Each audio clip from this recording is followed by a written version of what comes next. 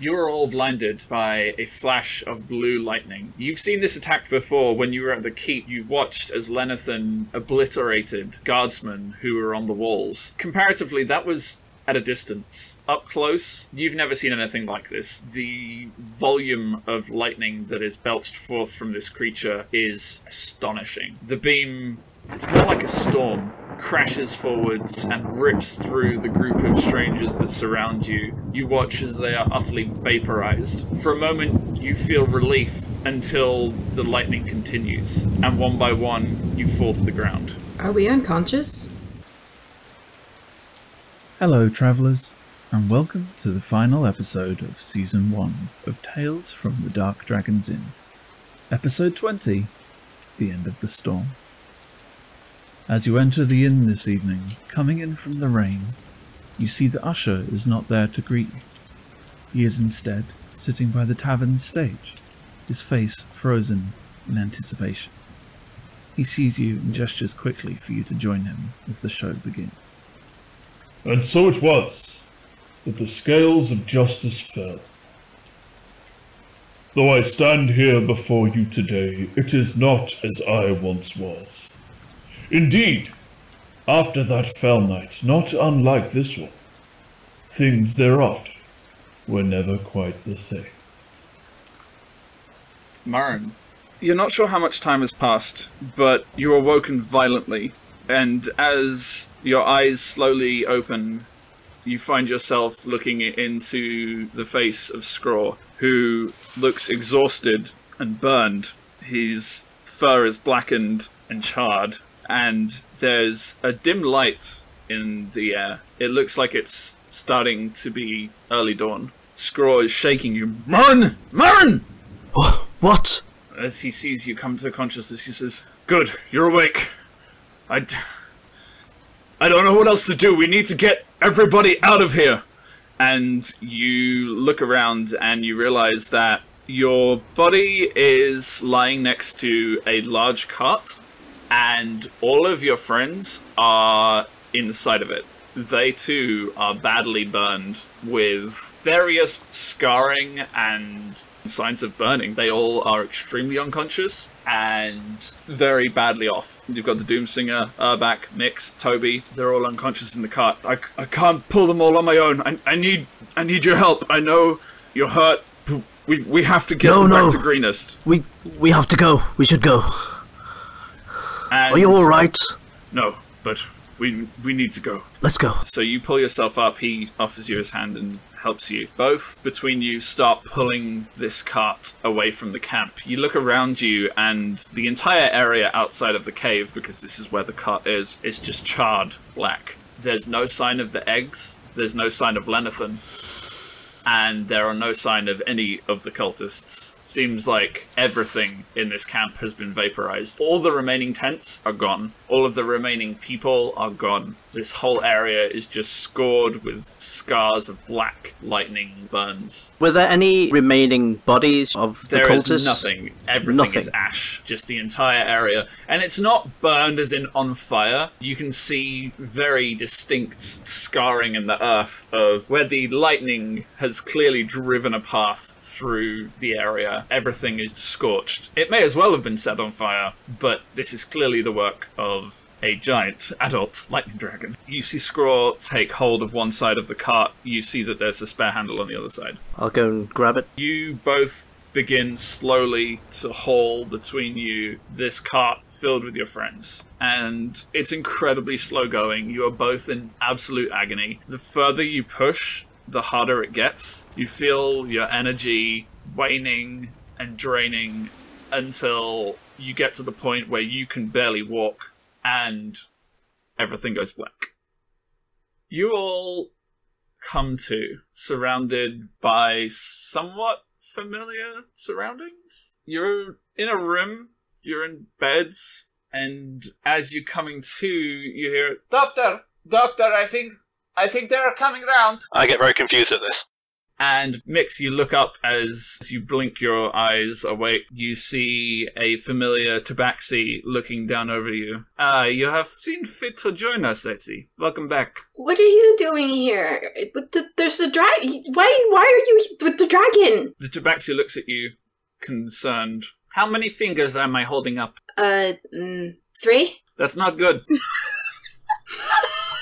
I think this one's delirious. And you are all hearing this. You look around you and realize things are just normal. You all feel not great. But as you're lying in bed, you begin to see that you are being ministered to by various tabaxi doctors. I want to get out of my bed and go sit in Toby's bed. You try to get out of your bed, and the tabaxi who is assisting you immediately just pushes you down and says, "Can we get some straps over here?"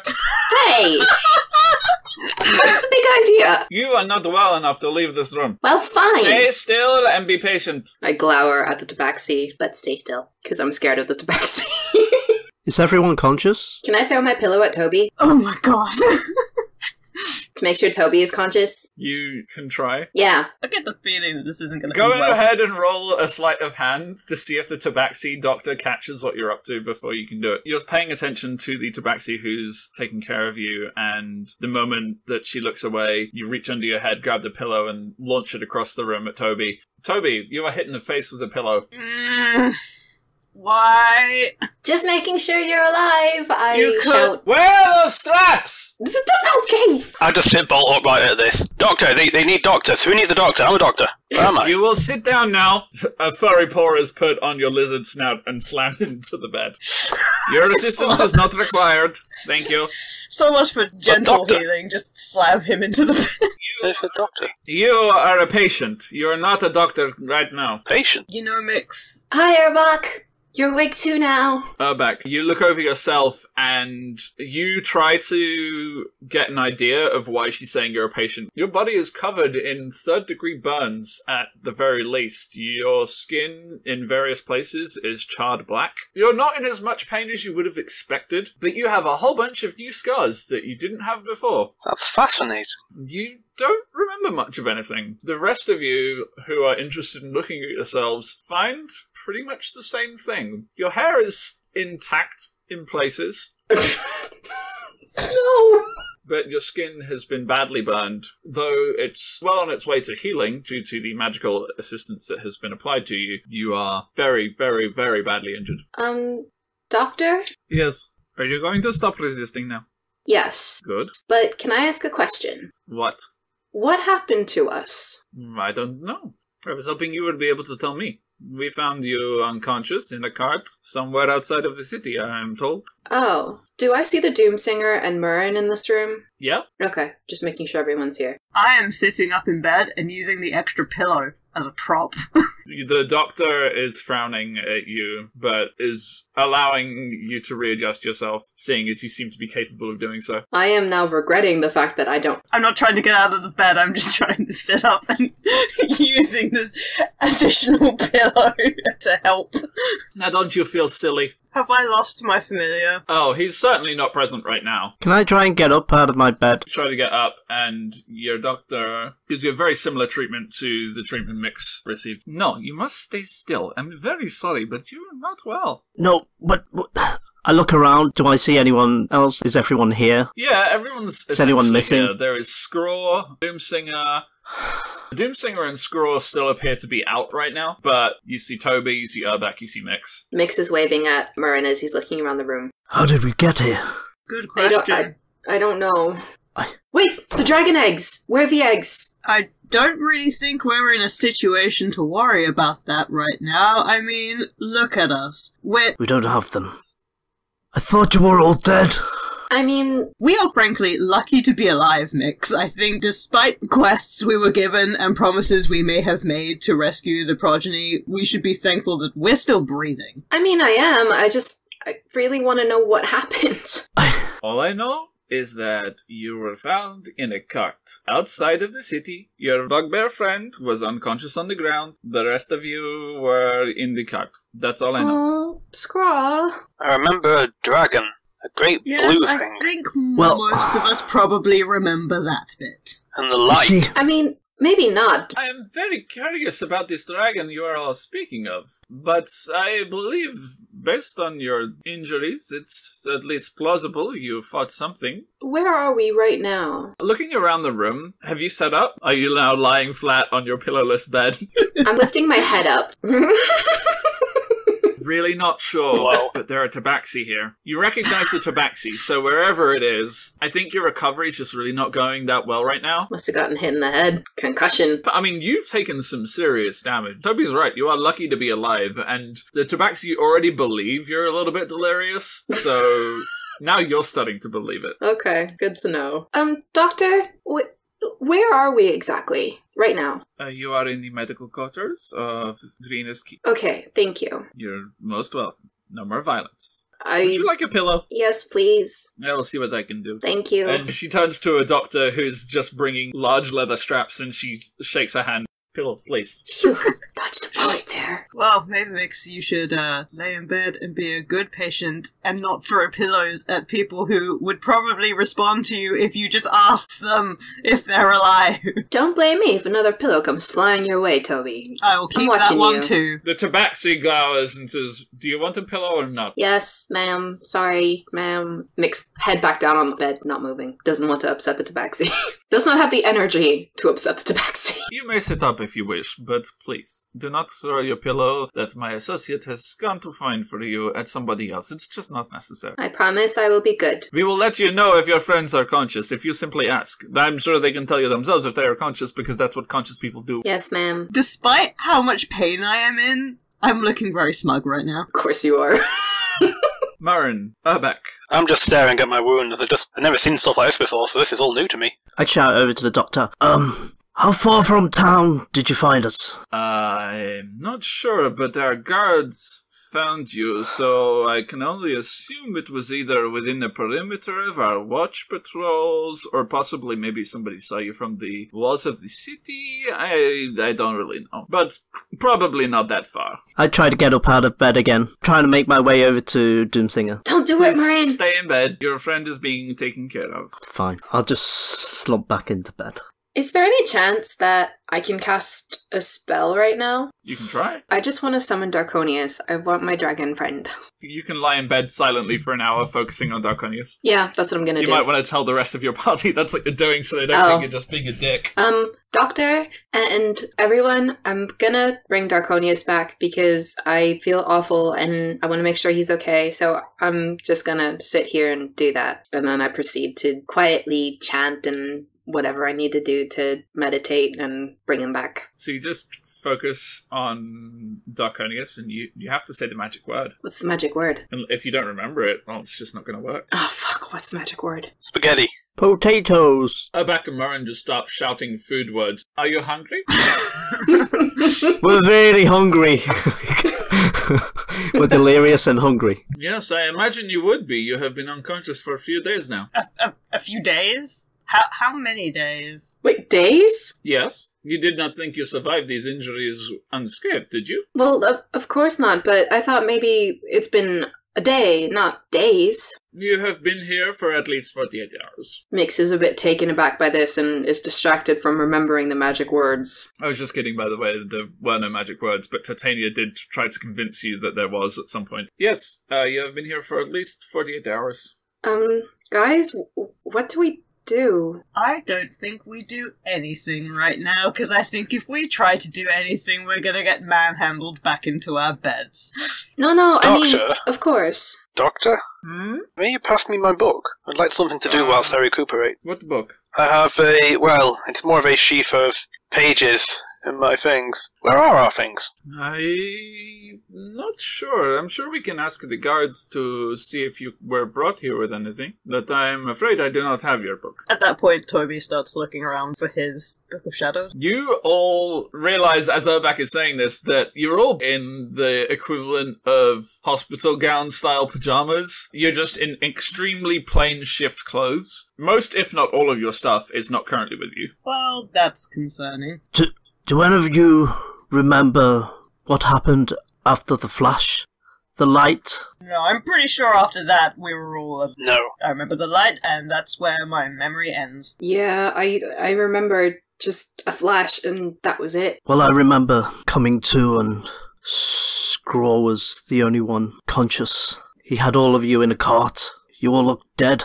Wait, you were conscious? I was. He woke me up. There was nothing left of the cultists, the tents, nothing. We tried to drag you all back to town, but we must have passed out before we got to town. I wanted to see if I noticed if Murren's any less damaged than the rest of us. Not in the least. He looks just as fucked. His long black hair that he used to wear in a coarse ponytail has been burned badly, and it is much shorter, much closer to the scalp. He's covered in burn scars, same as the rest of you. He looks just as grievously injured, but you are familiar enough with Murren and his orcish bloodline to know that you've seen him literally come back from death moments after what should have been a killing blow before. In fact, you saw it in the battle with Langdendrosa, where Langdendrosa lightning blasted him. He dropped to the ground, borderline unconscious, and was still able to get up and continue fighting. It sounds like we owe you and Scraw a lot. We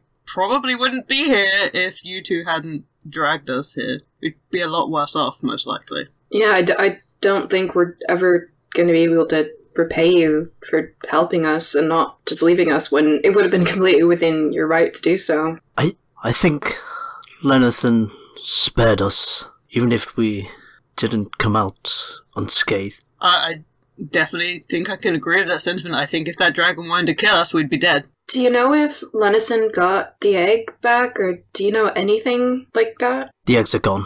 Gone as in, do you think the cultists took them? Are there any cultists left? I don't think anything remains of the cultists. Even Frulam? I couldn't tell you. Well, it was a good thing we were brought back. Even if we woke up there, I would not have been able to treat these injuries with what I had. Nothing remains. I know that for now we can't do anything, because we kind of probably need to rest up, but where do we go from here once we're able to? I feel like I've been so focused on getting the progeny back to Lenison that now that that's over, what do we do? I feel like Lenathan has a plan for us. Mix just feels a little bit sad right now because she feels like she failed. He wouldn't have left us alive otherwise. Well, I don't know about all of you, but I have intent to travel on to Waterdeep at some point. If we're done in Greenest. What's in Waterdeep? A university. A great place of knowledge. I'm incredibly interested in investigating it and expanding what I know. Can we tell what time of day it is right now? Do any of you have any idea what you want to do? Have you any future plans? Close my eyes and try to rest. I am going to turn over and just go back to the idea of bringing back Draconius. I am simply also going to just rest. So you all go back to resting. Mix, you spend time focusing, trying to resummon Draconius, and an hour or so later, he appears on your bed, and you feel him pressing gently against you, and you hear his voice in your head. Are you okay? You look really hurt. Are you okay? I'm so sorry. It's okay. I don't really remember what happened. I think I fell asleep. That's okay. I fell asleep too. You look a lot more hurt than I do. You shouldn't sleep so hard. I will try not to, but I might rest for now, and I can tell you all about what happened. I just wanted to make sure you were okay. Yeah, I'm fine. Okay, good. I'm gonna make some room on my pillow so that if Draconius wants to curl up, then he can curl up somewhere comfy. You see one of the tabaxis come over, seeing Draconius on your bed, and comes over frowning, and you also see the head tabaxi doctor step in the way and intervene and just shoo them away, looks back at you and rolls her eyes. It makes me feel better. But you are aware that being in the medical wing with animals is not allowed. But she's making an exception, seeing as you guys are the only ones in here anyway. Thank you, Doctor. Another 24 hours passes. You manage to get some sleep. The doctors are continuously monitoring your progress, and at some point you are awoken by a familiar presence, that of Tarbor Nighthill. He comes in at a time when you are all awake. You are being fed breakfast, and he knocks on the door and gingerly enters. I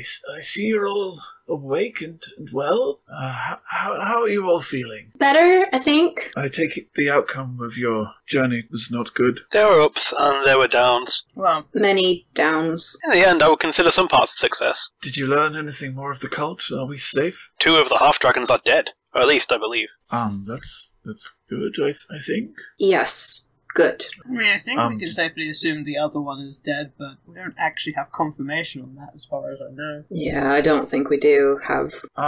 Did you learn anything more while you were there? They had a dragon. We took out some dragon eggs. The dragon took the eggs, killed the cultist, and, well, this is all I'm going on, really. That's all I can figure out. They mostly moved on, but there were many steps taken to keep the dragon eggs protected. I don't really care about the dragon eggs. I'd like to know what happened with the cult. You said they moved on? In a hurry. Much of the camp looked ramshackle. Yeah, by the time we got there... Scattered to the four winds. I'm not sure that really means anything. By the time we'd actually gotten there, before we went into the cave, there were no cultists there. It had looked like they'd practically left, just gone. There was only a small group of Kenkus. I may be able to enlighten you all on some of that. I was around when they were leaving after all, and I was actually there. They hadn't discovered my whereabouts or caught me before they started to leave, so I may have some information that is helpful. Possibly. I'm not sure. Well, don't keep it to yourself. Well, what information were you looking for? What did you want to know?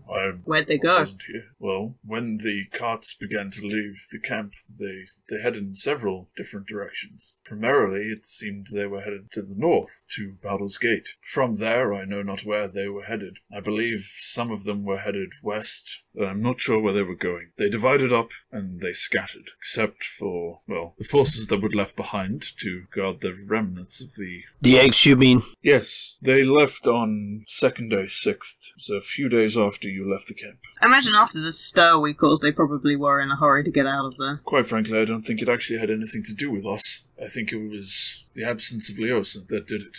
I don't know why, or of what importance he had to them, but they were very concerned about what he knew of their activities, and the moment he was gone, I sensed that there was an urgency to complete their plans before they could be interrupted. Governor, is Leosin still in town? I'm afraid not.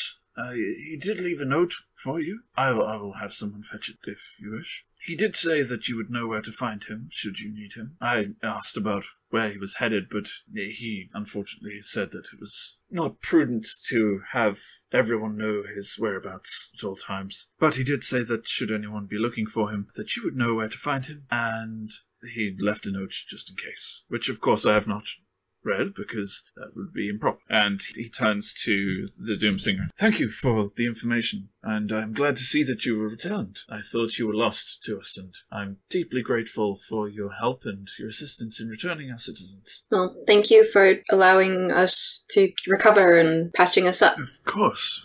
Anything we can do to help the scales of justice. You've done more than enough for Greenest. Well, the cultists are still out there. That is unfortunate. And I'm sure that efforts will be made in the greater cities to put a stop to their activities. Is there anything further you'd ask of us? Not personally. Why don't I'll go get that note from Leosin and I'll leave you to your rest. I just wanted to check you were all doing well. If there's anything you need of me, please Might I ask, don't hesitate. do you know where our items are? Our belongings? Yes. I think some of your belongings were recovered by the guards. I will see what I can do about having those returned to you. If anything was damaged, please let me know. I will do what I can to have it replaced. Thank you. Unless there's anything... Is there anything I can get for you? No, our stuff would be great. Thank you. Well, I will send someone along with the note accordingly. And I'm glad you're all well. And you do notice now that a lot of the scarring and the burns on your bodies have pretty much healed themselves. It's only been a day or so, but you are more or less entirely healed now. With that, Tabor dismisses himself, and it's not long before you have another visitor. A very familiar gnome guard appears. You're all back. It's good to see you. Thanks. He rushes over to each of you and gives you a hug, if you'll allow him. It's Edric. I will be hugged. He actually doesn't even try to hug you, Toby. He just rushes over to the edge of your bed and politely nods. I'm glad you're well. I just hold out a hand for him to shake. He shakes your hand, and It's good to see you, Doctor. It's good to see you too. he rushes over to you, Murren, and gives you a big hug. He hugs Scraw. Scraw, you see, a lot of his fur has been burned. Edric says, I have a note for you. Who should I give it to, or would you just like me to read it? I don't know if it's personal or I'll put my hand out. Marin, he goes over to you and he gives you a very small piece of paper, folded over and sealed. Thank you, Edric. It's good to see you. Oh, of course, yes. And he steps away after giving you the notes so that you can read it. Oh, I've got your things. And he goes out and he recovers and brings in your belongings. Anything that is magical has escaped all harm. Everybody go ahead and roll a d8. That number is the number of non-magical items upon your person that have been destroyed. No! But you now have a note. Edric has recovered your things and returned them to you. As he brings in your backpacks, you see that they're all quite badly charred. And as you look through, each of you find that there are some things in there that simply didn't survive the damage. But the majority of your things are probably still intact. Unless you're Toby. If there's anything I can get for you, let me know. When Leosin, when Mr. Erlenthar, he gave us that, message, he left, he said that he left something for you at the Black Books Inn, I think. Yeah, it was the Black Books. Yeah, the Black Books Inn. So, when you have time, maybe, go down there and see. I'm not sure what it is or if it's important, but I'm sure you wouldn't have said anything otherwise. Thanks, Edric. It's really good to see that you're all right. And again, if there's anything that I can do for you, we're so thankful for the Scales of Justice. You guys you've done so much, and you can see that Zoom Sing is beaming at the praise. We're just so thankful to have you. So thank you for coming to Greenest, I guess. Anyway, I should get back to work. Bye. He dodges out of the room. I smile in glee as I discover my specimens are intact. Next to your bed, in addition to where Edric put your things, are the clothes you were wearing when you were brought in, and they are full of burn holes, but they still exist. You see, Toby, that the purple cloak, which Mix carefully draped around you, appears to have been cleaned and is now a very radiant shade of purple, and still has very clearly got a lot of the golden coloured embossing, and it actually looks really swish now, but it is completely unharmed. Huh. Well, what'd you know? This one is worth keeping. So, Marin, you have a note from Leosin. I'm just staring at it, wide-eyed. I'll read the letter out. The letter reads, From El Terrell, Resin Day 7th. I cannot wait long. Hurry. That's all it says.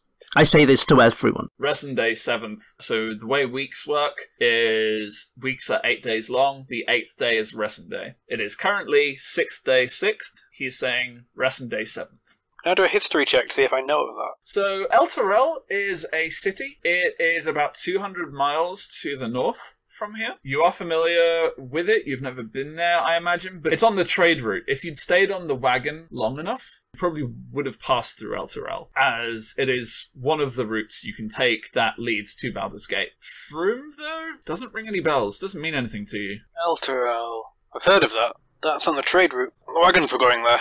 If the note says hurried, then my suggestion would be that we hurry in that direction. Yeah, I mean, once we do some shopping. I don't know about you guys. Who does this man think he is? Hadn't we done enough for him by saving his life? Why on earth should we go to El Terrell? What do you owe him? Why on earth would you go to El Terrell to see this man? Well, do you have a better idea in mind? For answers. Well, he clearly knows something, and as much as I want nothing to do with them, this cult needs to be stopped before they get too far in their plans. Quite frankly, I've had enough of this cult for a lifetime. They almost killed me, and I wasn't too pleased about that. I'm not too pleased about that either, but not following them doesn't necessarily guarantee us safety from them. Priest, I owe you a debt, so I will do what you wish. I think you should come with us. Personally, I'm up for stopping them. If Toby wants to stop them, I'm there. That actually gives Toby a warm, fuzzy feeling inside. He won't tell anyone about it. I mean, let's be honest. If we track down the cult, there might be more dragons. Toby is just now kind of face-palming. face palms slowly. And we need to stop them, because dragons are very dangerous, as has been proven. Oh, we definitely need to... And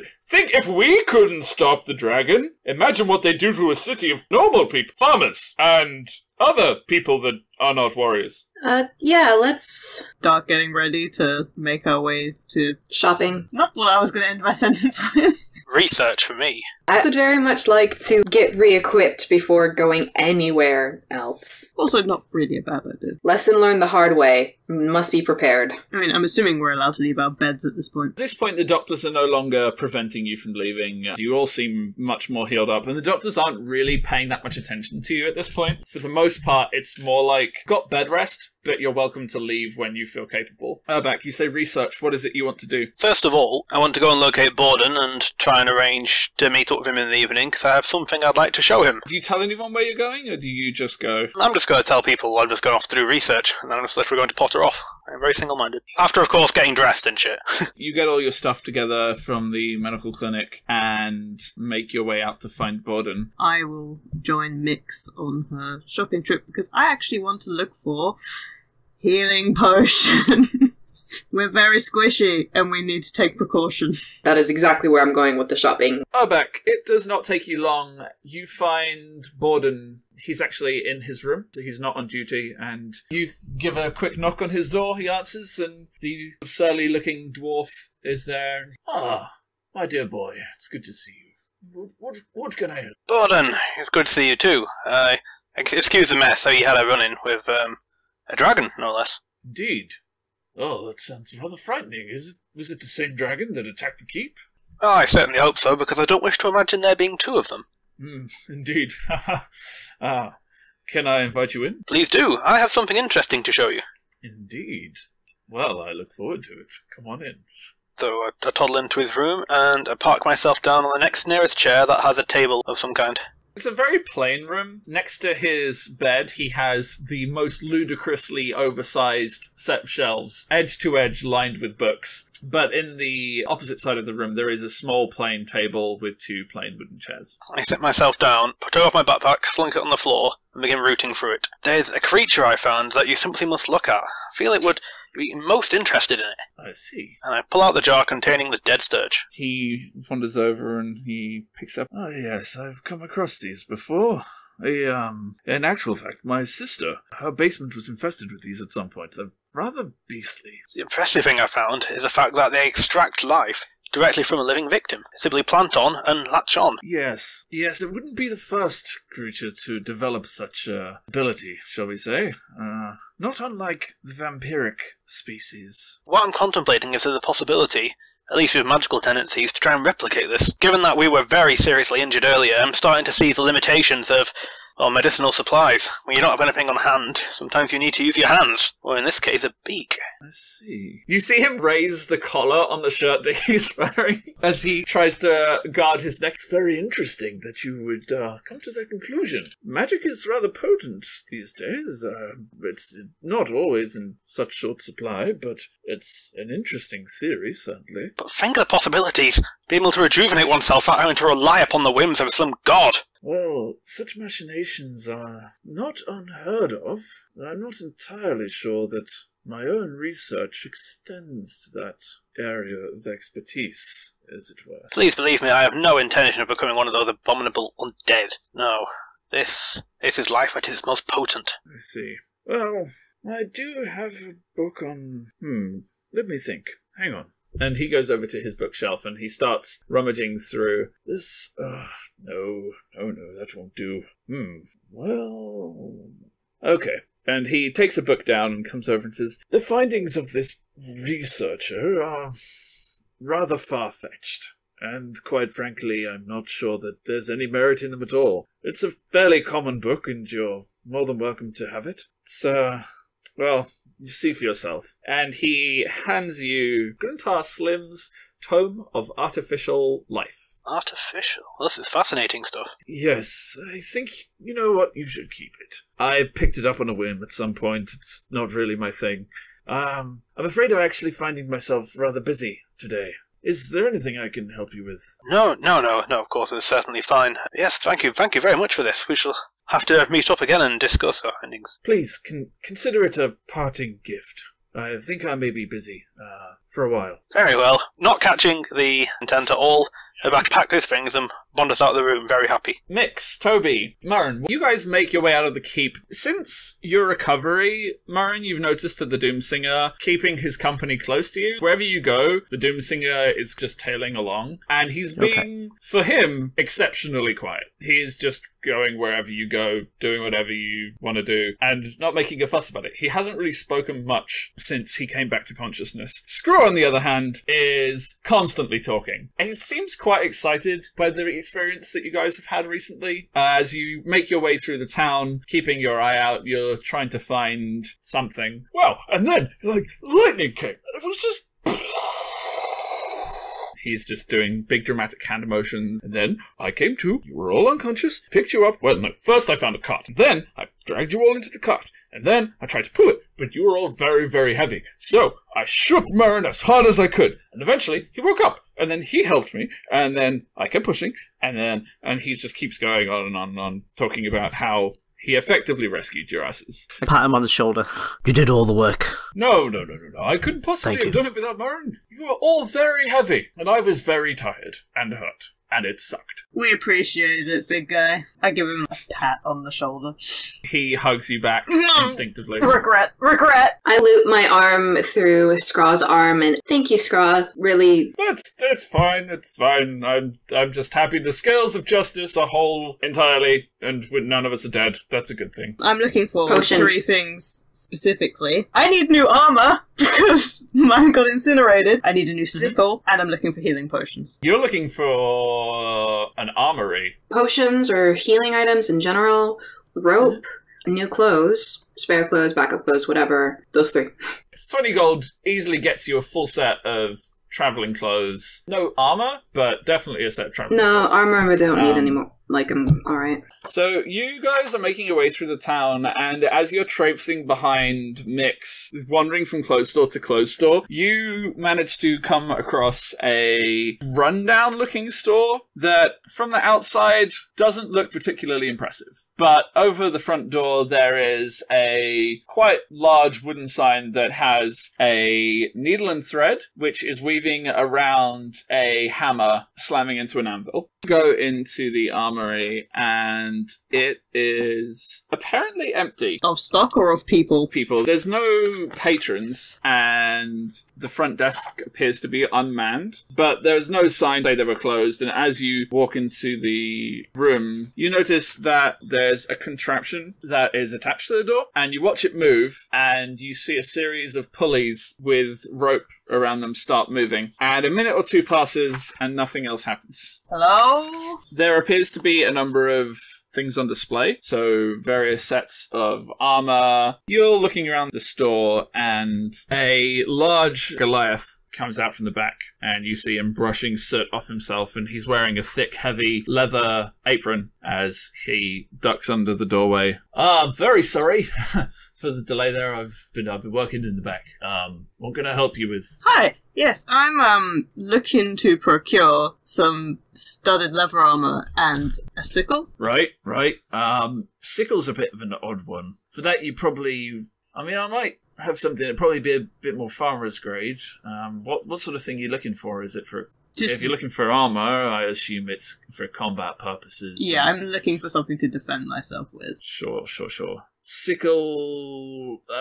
as I said, it's a farming tool, so I can sort you out with one, but I'm not sure how useful it'll be in combat. Armor, well, what I have available to take now is what you see in the store. Looking around the store, you mostly see quite nice but very heavy-looking plate mail. You see a couple of chainmail pieces, and you do see a plain set of really basic leather armor. Yeah, I'll take that. It's better than nothing. So, you're looking at the leather armor then, and he digs around. So, one moment, he heads into the back, comes back, and he brings out a really extremely simple looking sickle. Okay, between those 2, that will be setting you back about 15 gold. Yeah. Excellent. Thank you very much. Thank you. You're more than welcome. The sickle is a -1. What? Even worse than the one that got burnt!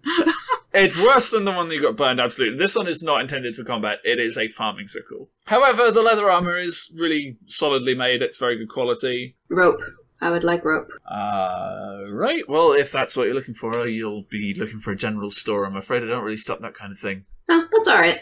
Thank you, though. No problem. Should be able to find one just down the road. You can't really miss it. It's not named, it's just store will be open fronted and have a whole bunch of shit outside. You head out and head over to the general store. You find that it is run by a small halfling woman who is busying herself around rearranging things. And you see at some point she's staring at this box of apples.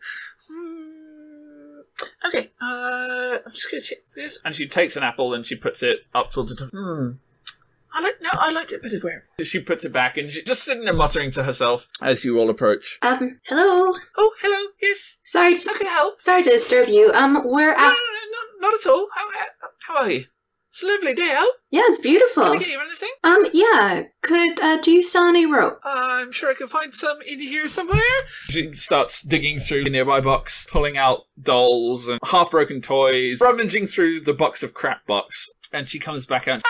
Yes. Pulls out a big old reel of rope. Would this do? Yeah, I'll take that. That's fine. Okay. What else can I get you? Do you have any rations? Well, yeah. I mean, what sort of rations are you looking for? We've got all sorts of food. Traveling rations, and I will take an apple. Okay. So how many rations do you like? We sell them in traveling days, so, How many rations would I get for 1 gold? Ooh, that's a lot of rations. Are you sure you can carry that much? No. I'll take 5 rations. One more thing, do you have any healing items? Or would I need to go somewhere else for that? What sort of healing items? Potions or salves, anything at all, really. Oh, I'm afraid not, no. It's a rather uncommon item, and with the recent raid... Of course. Most places were cleared out. That's why things are in a bit of a disarray, you see. Yeah, of course. Ooh, would you have a recipe for a potion? No, that's magic, dear. It's not made of herbs. Well, I thought I'd try. Although my aunt May did make a lovely tea. I can tell you how to make that. You know what? Sure. I will take 1 recipe of your tea. Okay, that's 50 gold. Maybe not. It's a very good recipe, dear. It's family secret passed down for generations. Would it heal me? It's just tea, dear. Maybe next time I'd need to save up for that special of a tea. Okay, well, in that case, it's 1 gold and 25 silver for the rope and the foods. Sure. And the apples on the house. Oh, thank you. You're welcome. I hope you enjoy it. I will. Mix is very excited about this. She hands you over all the bits and pieces. I'm sorry, I didn't catch your name. Oh, it's Esma. Esma. Esma, yes. Esma Torfin. It's a lovely name. Pleasure to meet you. And you are? I am Murren. Murren. And these are my that name friends. That's an interesting name. Not Murren the Undying. You might know us more colloquially as... Surely you're pulling my leg. The Scales of Justice. Oh, I can't believe I charged you so much. I'm so sorry. No. Consider it a tip. What am I doing here? Oh, God. She's just like, oh my goodness, it's so nice to meet you. Oh, would you mind signing? Pleasure's all mine. And I start to leave quickly, swiftly. That's fine. I suppose. It's nice to meet you all. Thank you for saving us. One last thing. You said that potions are in short supply after being attacked. You wouldn't know of anyone who would have any first aid kit or a medical pack? It's not likely, dear, I'm afraid. Thanks anyway.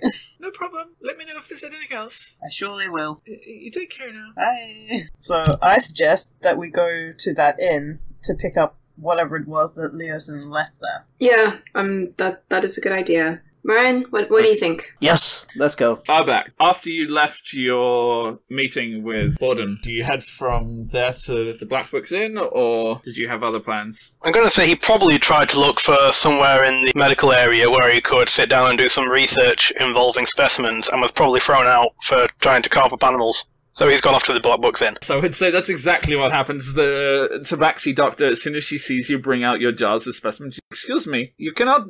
This is a place of healing. These things you have are filthy. Get out. This all leads to healing. If only you knew, as he said as I pushed out. I am sure that it will in time, but until then, until such a time, leave. I will not have you mucking up my medical space. I storm out angrily before remembering about the inn. You head into town to find the Black Book's Inn. Led by Toby, Murren and Mix and Scraw and the Doomsinger find their way to the Black Book's Inn relatively quickly. It takes Urbak a lot longer to find it. However, because of the fact that his excursion was much shorter than everyone else's who was shopping, the entire time they were shopping and then looking for the inn, Urbak was just looking for the inn. You all arrive at approximately the same time, and you reconvene outside. Hey there, friend. You look like you need a coffee. Why don't you take a quick moment to settle down, throw the kettle on, get yourself a hot, steamy brew. And in the meantime, here's something just a little bit different. It is a dark and stormy night, the wind lashing down and you're facing against your greatest challenge yet.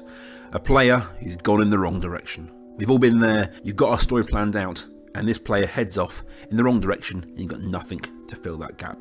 Well, my name's Rob, and I've started a podcast to help you. The podcast is called Lore Masters, and each week I bring you something for your game. It could be a hook, it could be an object, it could be a person, it could be a city, it could be a whole story arc. If you're a dungeon master and you want some inspiration, please check us out wherever you find podcasts. And remember, you're not alone.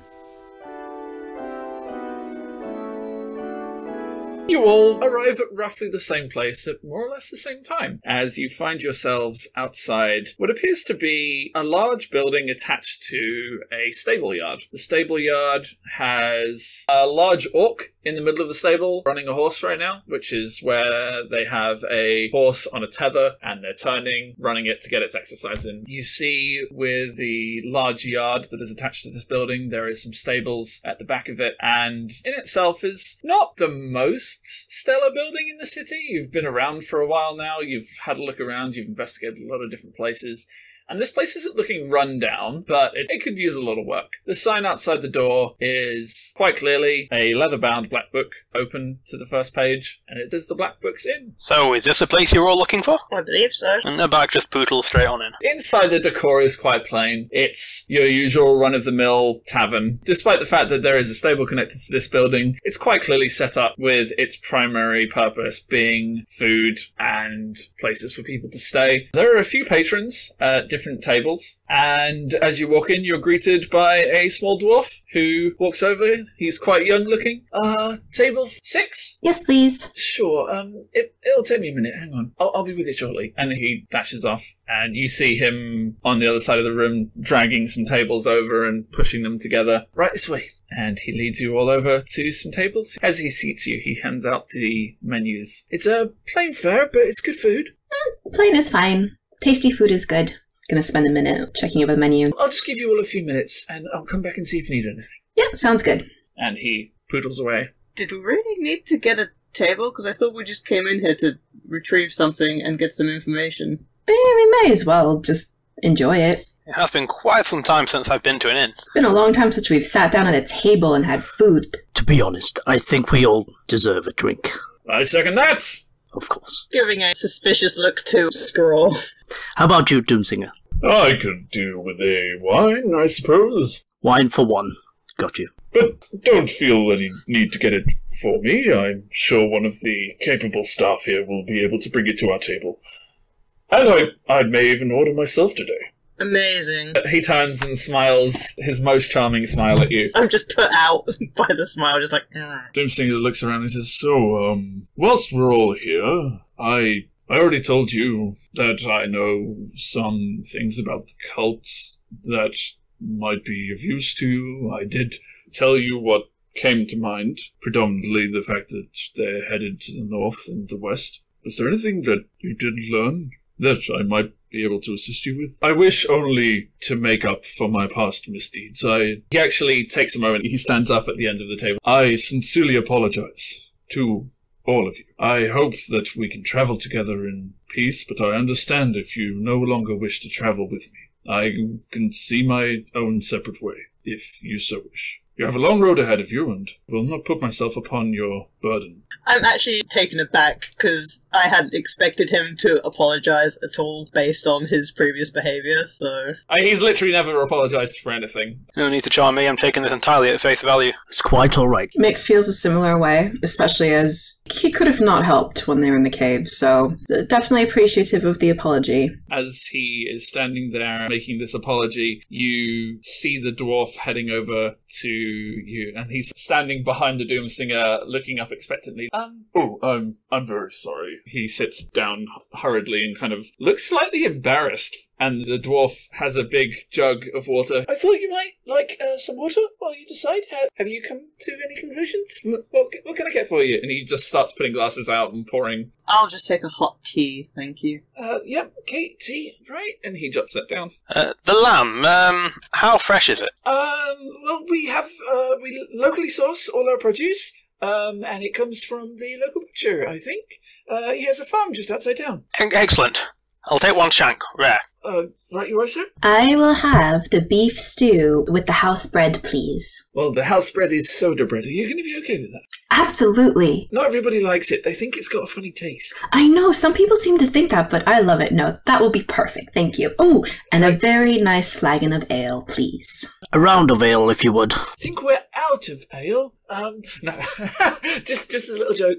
Just ignore me. Mix looks like she had a little heart palpitation, very briefly, because she was really looking forward to it. Because she's an alcoholic. She is not.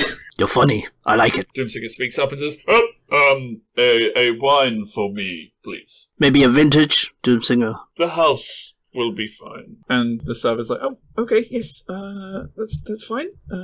So we've got a beef stew, lamb, hot tea. Did you also want ale? A round, please. I guess if Murren is supplying, then I'll graciously accept. Do it. Let's call it an ale chaser. I will not be mixing the two drinks. I'll be drinking them separately. Don't mix the tea and ale. Got right. Is anybody else having food? What's the biggest thing you have? That would be the boar, sir. I'll have that. Oh, it's quite. I will have that. Okay. Boar. Whole. How would you like that done?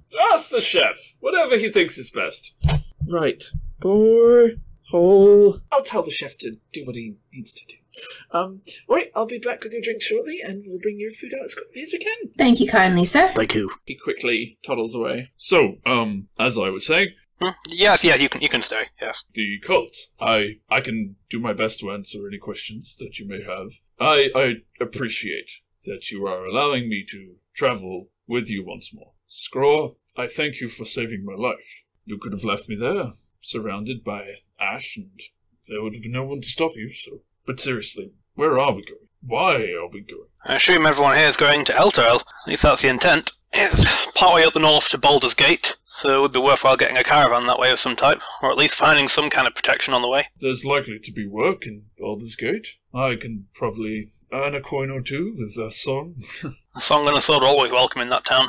What say you, Murren? Do you have any cause or desire to head north? Well, from the letter, it seems that we would indeed have to travel to Elturel. Haven't we done enough for Leosin? Surely we saved his life. Why are we going to Elturel to meet him? Well, there seems to be a sense of urgency in his letter, and... Well, if I left a random note for some fools to follow me off into the wilderness, I'd say it was urgent too. Well, it's on the way anyway. Plus, the material these cultists seem to have is interesting. That's true.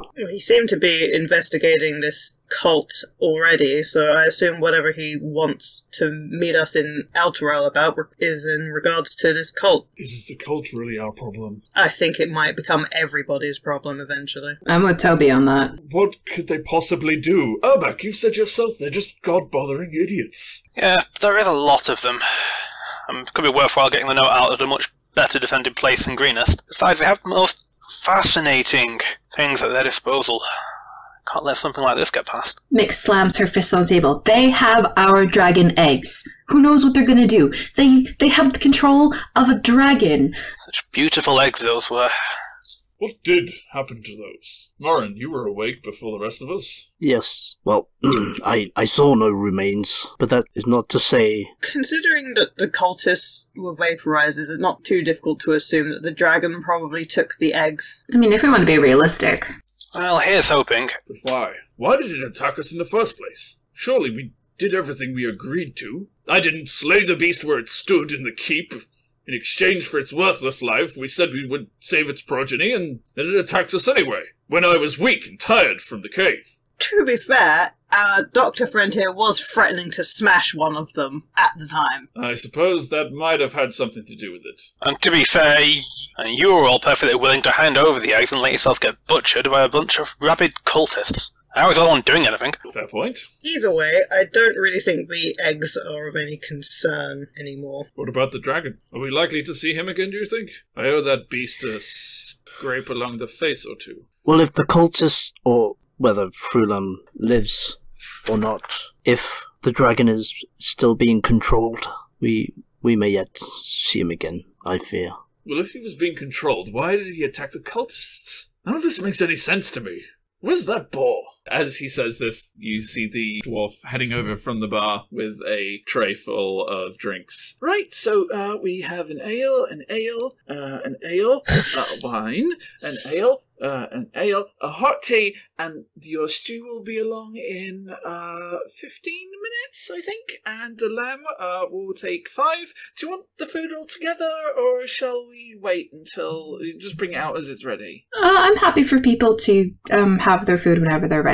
Oh, that's good, because the boy's going to take 6 hours. Is that okay? There's a rather lot of it, you see. I mean... We usually take pre-orders for that sort of thing. Scraw's just dead-eyeing him across the table. I am scowling at Scrawl because he had to ask for the biggest fucking thing on the menu. How determined are you to eat this boar? Can you eat a boar that big? I'll wait! I definitely think he could. Yes! Yes, I can! He just folds his arm, slams his back into his chair. Yep, 6 hours. This is fine. I guess we aren't going anywhere today.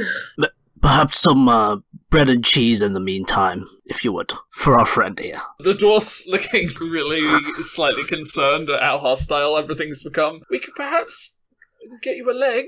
Just a leg. Legs are quite big. In less time. Scrawl side-eyes back. It's still meat, isn't it, Scrawl? Out of consideration for my friends, a leg will be fine. Thank you. Reaching over and patting Scrawl on the hand. As a reward for conceding, Toby slides his ale towards Scrawl.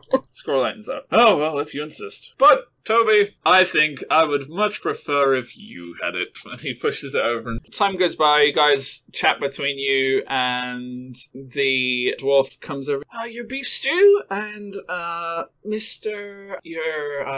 He hands over the lamb. And you get the sense that he very much understood what you meant by rare, because the skin is slightly seared on the outside, and otherwise it's just a lamb shank that could have been taken out of a fridge. I'm looking at this in a fashion very, very animalistic. Yeah, you notice also that no fork or knife has been provided. The plate is actually just a wooden plank with the leg sitting on it, for ease of use, shall we say. And you look around the tavern and you notice that there are actually other lizard folk in this tavern, and you get the impression that maybe they're used to serving people with your tastes, and they understand discretion when it counts. I begin to tear into it. I am glad that I did not order any food. Your stew is cooked properly, everything else seems fine. Scraw's leg turns up eventually, and he tucks in. Sipping on some stew. Can I take out my ink and parchment and start writing out the letter? You see Doomsinger occasionally trying to catch a glimpse of what you're writing. Do I notice it? Yeah, probably. I just look over and go, how's the wine? It's very fine. I'm just wondering what it is we're doing here. Well, I believe there are questions we should be asking the innkeeper. Where is the innkeeper? You've spoken to a waiter, who is the dwarf, and he's just busying himself between tables, checking on the patrons. Stops over and... Everything okay with your food? Yeah, it's really good, thank you. No problem. Can I get you guys anything else? Rowan, you said you wanted to speak to the The main innkeeper? Manager? The innkeeper, yes. Oh, okay. Was there something I can fix if you needed food or something? If we've done anything to upset you, I can. No, more of some general queries. The travelling. Right. I mean, I might be able to help. Is there anything?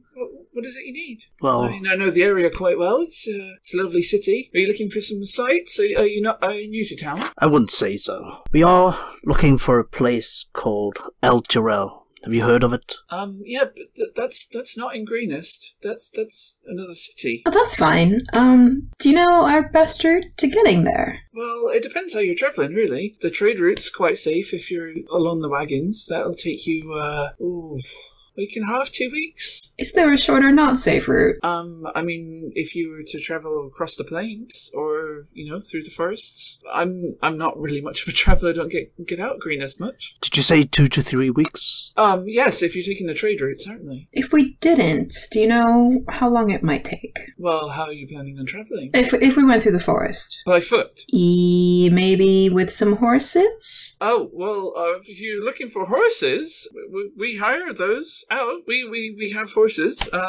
Horses are not great through forests, though. Not particularly fast when there's trees in the way. Yeah, no, that is a fair you point. run the risk of laming them, and that's very expensive. Horses are costly to replace. No, that is understandable. We could always grab some horses on a cart, a couple of them, take the whole lot of us. I like that idea. Oh, do you drive? No, I could learn. You might find people are a bit hard pressed to loan you their vehicles and hire things out to you if you don't know how to ride them. It's okay. One of these, and Mix is like doing a circle around the table. One of them will know. I'm face palming. It's no time like the present. Take a wagon, you'd probably have to take the trade routes because those are the roads. Yeah, no, they're definitely on the roads. Speaking of trade routes, would you know anything about the routes leaving Zenstuka? Would any of those caravans or wagons come through Greenest? Yes, certainly. Well, they'd usually stop here before headed on to the rest of the trade route. Do you know when the next one is due to pass through? Can't say I do. Probably best off talking down at the exchange. Which exchange is that? It's the big market exchange. It's in the central square, but I think it's probably closed at the moment. Quite frankly, I'd be quite surprised if we saw any wagons coming through anytime soon after we've been attacked recently. But anybody's got anything to trade? Sorry, my good friend, I didn't catch your name. Me? Oh, I'm Feed. Pleasure. Well, I'm going to thank him for his time. Well, seems like our only option then is to obtain a cart. Learn how to drive some hold on. horses. What is the nearest town, and how far is it away? Probably at Elturel, to be honest with you. Is there any smaller settlement that might perhaps have a caravan passing through? Anything that would attract even a modest amount of trade? It's not likely. It goes from one big place to the next one. They're not really interested in what farmer folk have got. Are there any places where caravans may go to who not necessarily will want to be seen in these larger cities? I'm afraid I wouldn't know anything about that, sir. Look, I don't mean to be rude, but I do. If you don't need to order anything, I actually have other clients to attend to. So if you need anything, just wave. I'll come on over. But for now, I think I need to be helping other folks. I'm going to get in trouble with my boss. Yeah, well, thank you for your time. So does anyone know how to drive? Murren, you must have some experience. No, I've never ridden, nor do I intend to. Frankly, I think they're bloody awful beasts. Could we hire Will you all someone? excuse me a moment? I'm just going to nip on out. Sure, Buck. Yeah, could we hire someone? Do you think... If he eats a horse, we're going to get in trouble. You do realize this. That's not where he's going, right? Scroll says to the table as Abak gets up to leave. Abak, where are you going? I'm just going to head off and try and find some people in the town using my previous So we could rent everything, but maybe they could provide us with a driver. Murren, Leosin Yes? said he wouldn't wait long, right? When is he disappearing? And weren't we here for a reason? Didn't we come to this inn for something? I believe we were told that he left something here for us. He didn't happen to say where exactly. Maybe we should be trying to find out. Well, I just know that we need to head to El Terrell. Right, so upon popping out, Abak has experience dealing with people who have very different attitudes towards what's legal and what isn't. So, what Abak is thinking is that even in times like this, there's bound to be people who really need things. There's bound to be people who will pay good money to try and get those things, and there's bound to be unscrupulous folk who will charge high prices to give people these things. In other words, there's going to be people exploiting all poor war-torn folk. Now, if there's people like that in town, those people must be using a means of getting stuff into town, and vice versa.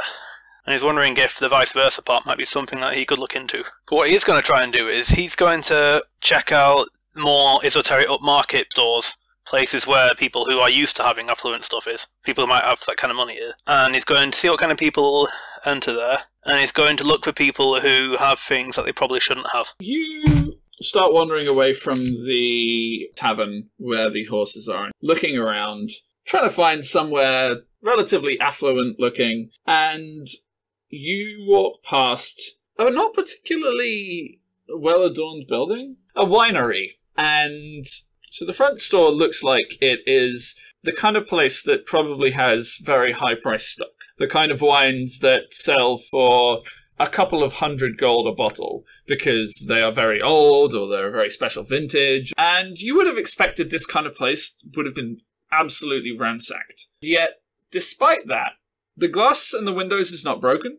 There are a lot of these wine bottles on display, and nothing appears to have been stolen. Or if it has been stolen, it has certainly been replaced in a timely fashion. You look in through the door, and it doesn't look like there's anyone there. In fact, most of the lights in the store are off or dimmed.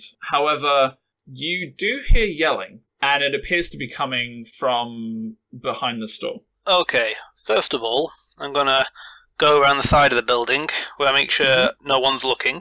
So, as you walk around the side of the building, the shouting actually gets louder. You can see the end of what looks like a cart sticking out from behind the building, and as the shouting increases, you hear a loud crash, and you see a bottle of wine rolls out from behind the wall. I'm going to cast Disguise Self, and make myself look like one of the lizard folk that I saw in the tavern. Make myself look mildly affluent, like I've been reasonably well fed, yet a slightly gaunt expression on the face, like someone who's obviously also been not kind to themselves in terms of what they're using.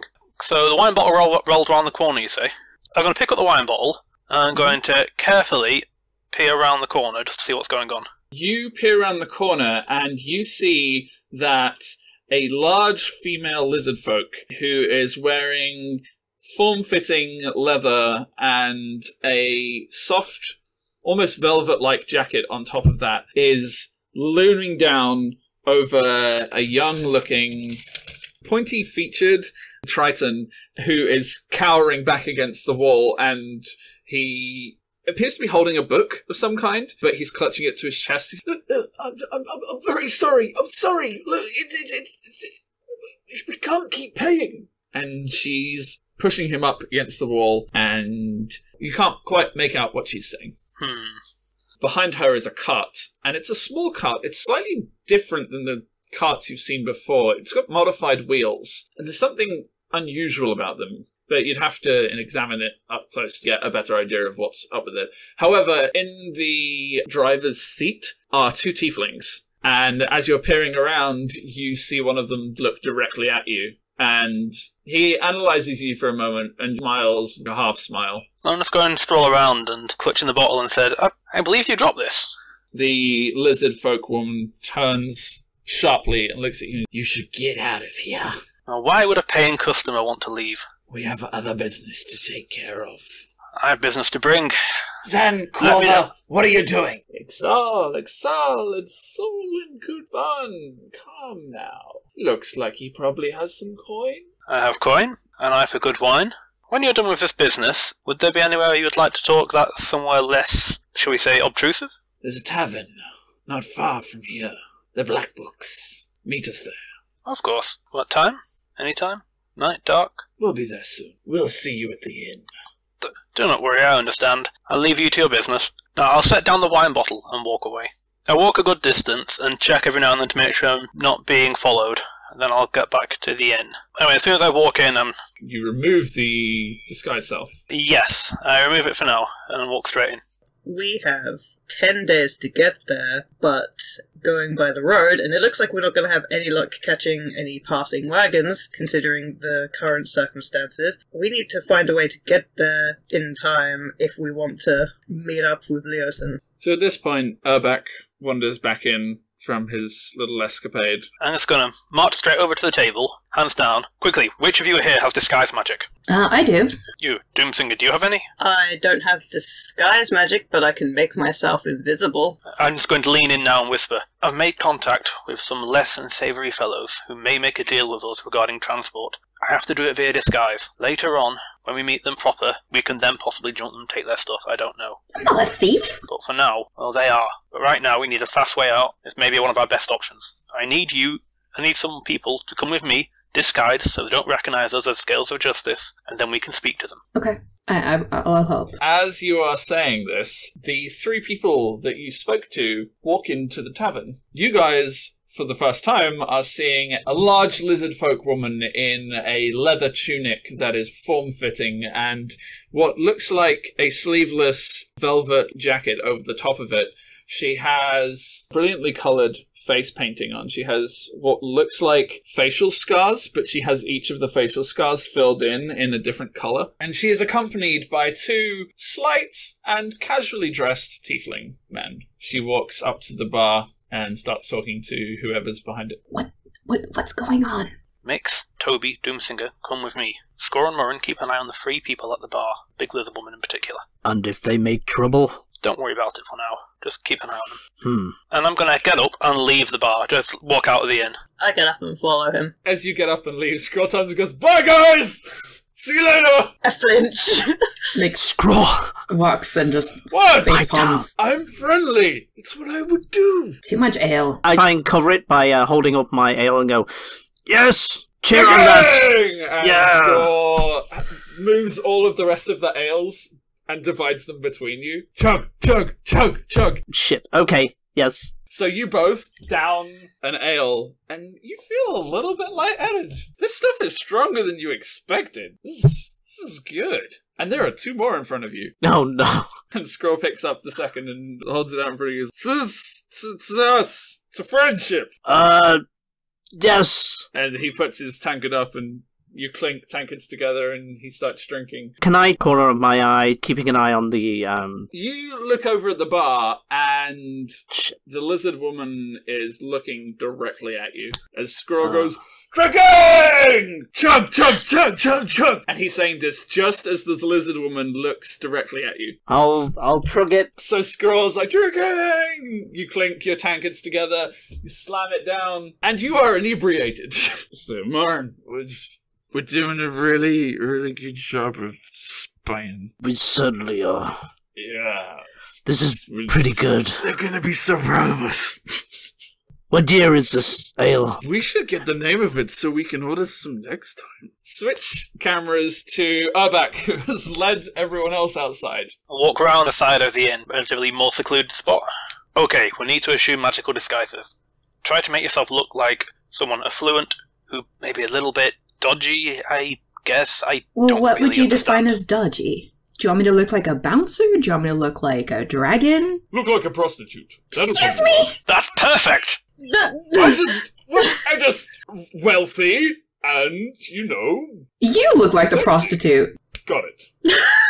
I'm going to transform myself into what I was before. I am face palming. Doomsinger clicks his fingers and he is suddenly wearing a V-line neck shirt that goes all the way down to his belly button. It has these brilliant purple ruffles that come out of his shoulders. He is now a tiefling. He looks like bait. He looks just about 18. Can't quite tell if he's actually 18 or maybe he's younger, but he's just so strong. And he has very faded purple-grey skin. His hair is Toby's hair, but he has different horn shapes. And he... Damn puts fucking on- right he does. His horns actually curl up and forwards in a leading manner that draw you into his eyes. And his eyes are solid gold bronze with more of a red tone. And his outfit is predominantly velvet. And he just turns and goes, So which one of you will I be hanging on to? Ooh, me! Not me. Me! I turned myself invisible.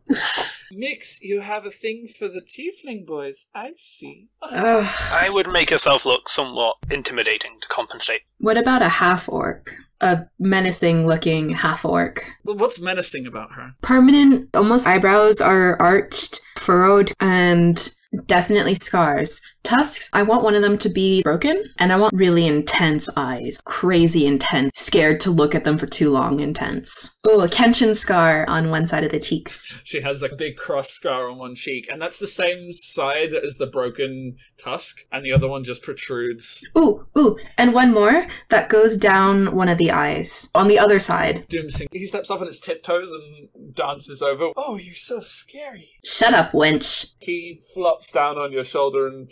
So, do we look sketchy enough? This will do.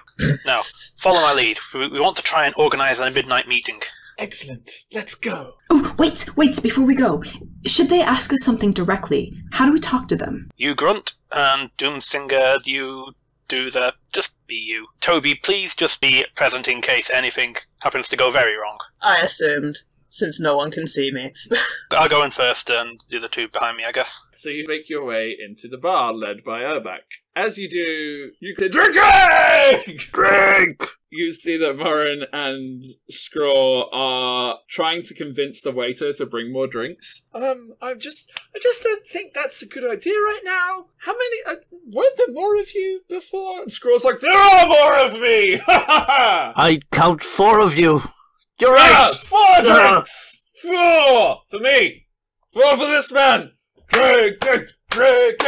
You see that the 2 tieflings and the lizard folk woman are deep in discussion with a hobgoblin behind the bar. I walk up to them, whilst also looking at Squirrel and Murren, while trying to do an expression of slight confusion. You wander over, and the hobgoblin looks up. Ha! Interesting. And you see that she is middle-aged. She has dark, bronzish skin, hair that is mohawk, but it's combed over to one side. Not super prominent tusk. Now, why would y'all come in here like that? Ha! And the lizard woman looks up and goes, "Oh, you're here. This is who you're waiting for? Yeah. Why? Ha! Interesting. Okay.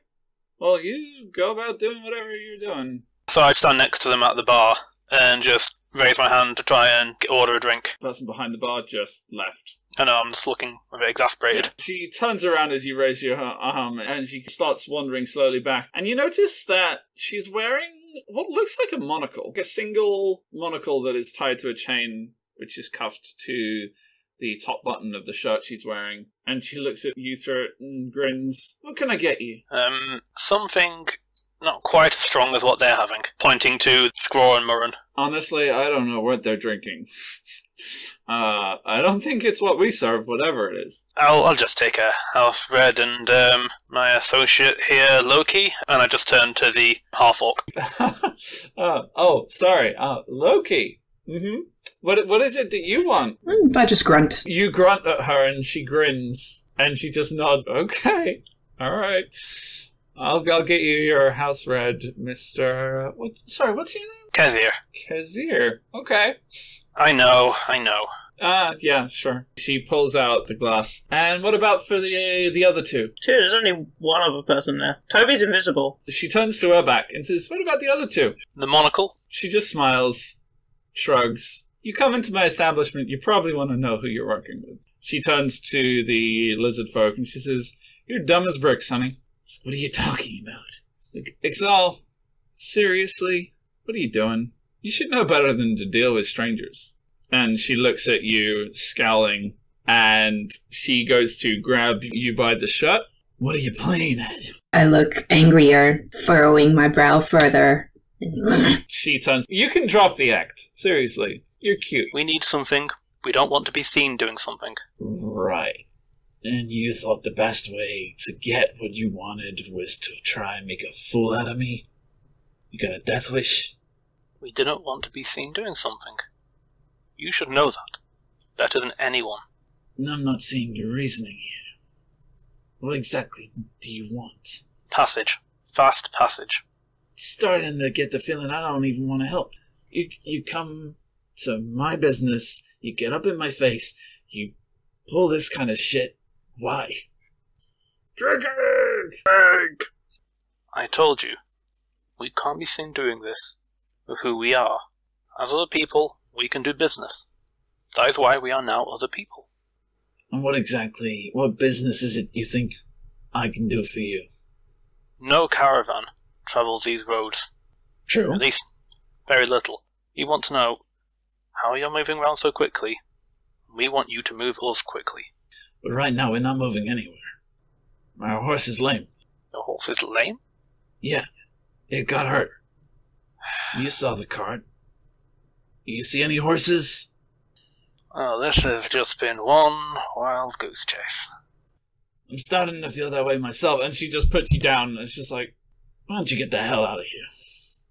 Well, this has been real fun, but, why don't you all just come on back into my office?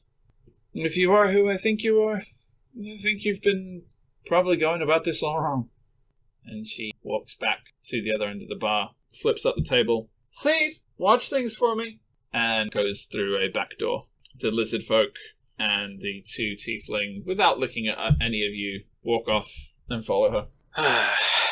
And those two over there are completely inebriated, aren't they? Yep. Yeah, we're not going to get much help from them right now. You say that, and Scroll goes, Marn! I've been keeping an eye, and I think... But both eyes, yes. Yeah. The lizards and the tiefling... Oh, wait, you have 4. But the ones are supposed to be watching, they're going. We should go watch them. We should follow the tieflings and the lizard woman to see what they're up to. I mean, probably? Let's go. That could be a bad idea. Scroll gets up and just starts strolling across the bar. He comes over and goes, Sorry, you can't get out of my way. I got things to do. Toby has followed them into the back room, since he's assuming that they're most certainly rumbled. Doomsinger, could you try and sober these two up before they destroy anything? Oh, you mean the two that are just... And he points as they walk through the door. And just go inside and walk on into the office then after them, trying to make sure that Squirrel and Moran don't do anything daft. Quite quickly, you find yourself standing in a relatively well-furnished office. There is a solid oak desk in the middle of the room, lots of shelves of books. There is a full suit of armor and more than a few swords hanging on placards on the wall. The tieflings and the lizard woman are looking at Scraw and Murren very confused, and Scraw and Murren are looking at each other, I think. I'm not sure we thought this through. You mean you didn't think this through? You came too. Who's more the fool? The fool or the fool who... At this point, I drop my invisibility. Tommy! Will the drunk people please shush? Hey, no one else was talking. I think you're the drunk one, Scraw. I think Toby's had too much to drink, if you ask me. I think you're... Toby, where did you come from? Never mind that. Earback's plan didn't work. Just be quiet for now. And back in Please. Nix joined the room. The Doomsinger remains a prostitute. Nix, you got yourself a fancy boy. That's the Doomsinger. And he looks like Toby. No, he doesn't. Makes his face palming because just. The scroll squints. Are you sure? This is a train wreck, clearly. I think I've drunk so much I don't recognize you. The hobgoblin's just looking bemused behind the desk, saying nothing. The lizard folk woman is looking pissed off.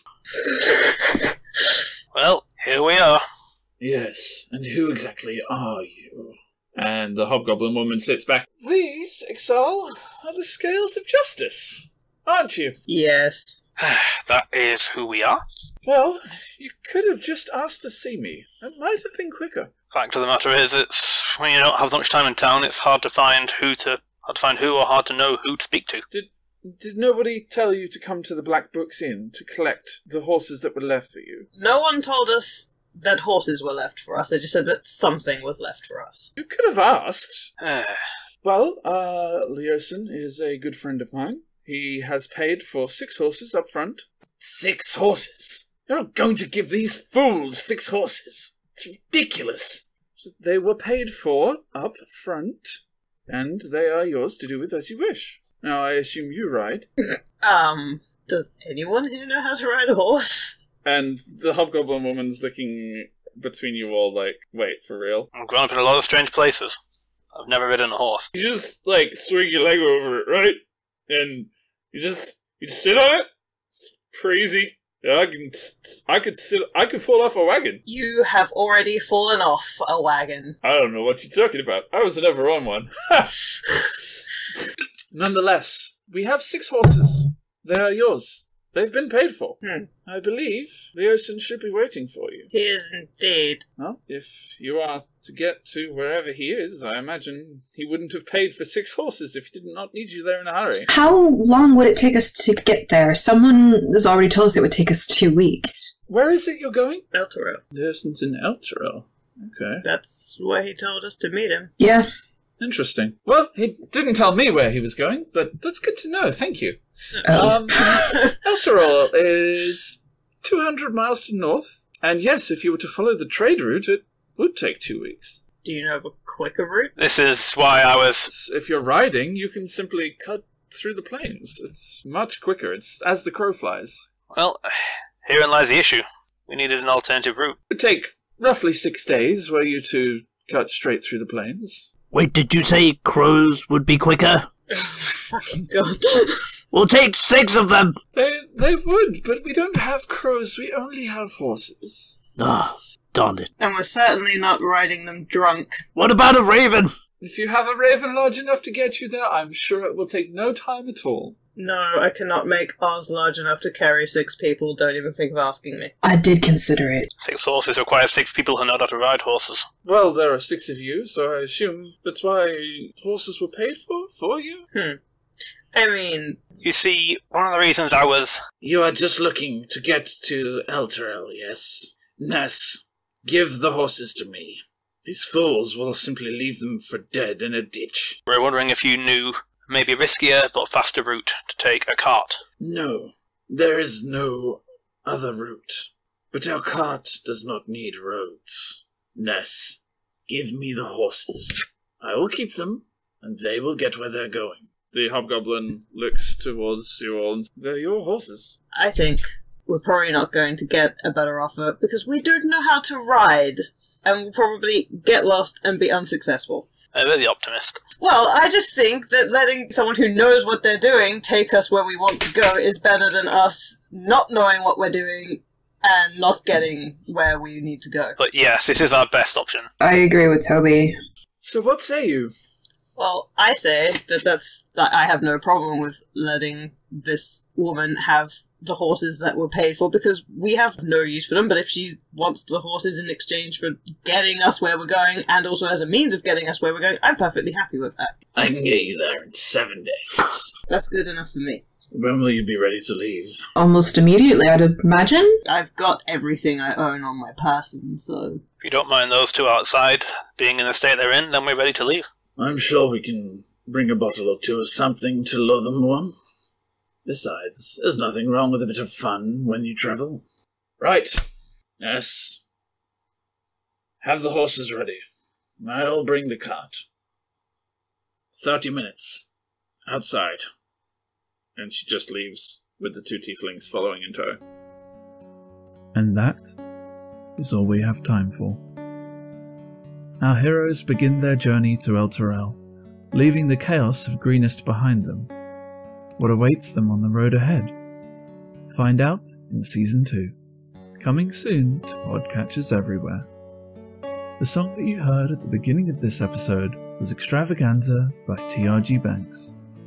And the song you are now hearing is While You Are Here by Ending Satellites. Though our season has drawn to a close, we'll be releasing new content each week here on Sundays, at the same time as always. So until next time, travel safe, and remember, whether in this realm or the next, the scales of justice are here for you. Always.